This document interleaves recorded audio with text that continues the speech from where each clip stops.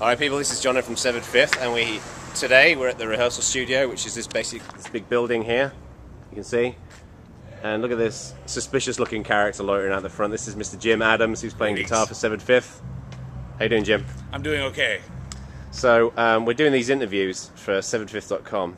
So tell us how you joined Severed Fifth. I mean, I obviously know the answer to this. I was looking for a new band to play with Defiance on break, and I hit up a good friend of mine, Chris Contos, and just asked him if he knew anyone who might be looking for a guitar player, and he said, matter of fact, I think I do. And he mentioned that he had met you in an airport in Detroit. Yeah. So I figured, yeah, dude, pass on my information, and magic ensued. The magic that's when the magic happens. Yes.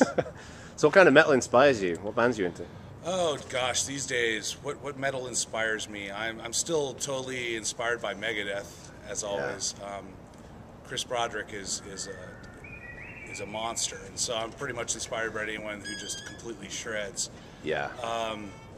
Other than that, you know, I'm still real big into some of the simpler stuff, AC/DC, you know, get into stuff like that. Big Schenker fan. A huge Schenker fan, thank you. That's a huge Schenker fan. That's UFO and Schenker are huge to me, and of course the Mighty Maiden, can't forget about. Oh yeah, you know, coming from the glorious nation of England, of course. Absolutely.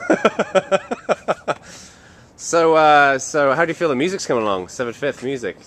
I think we're coming along nicely. We have our first gig in a month, yeah. And we've been really locking down on the parts. Still got some work to do, but I think we're going to be ready. So it's getting rocking. That's right.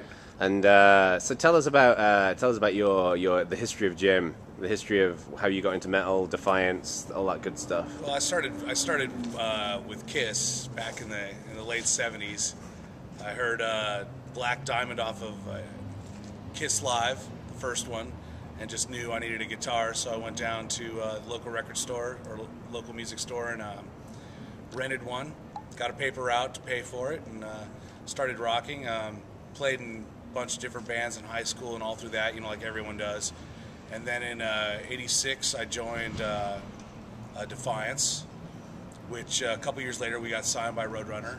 Did 3 albums for them, late '80s, early '90s, and then I took a break from it all, start raising a family and stuff, and then in early 2000s, Defiance got going again. We did another album this time for Candlelight Records, along with a box set that was released by Metal Mind Records out of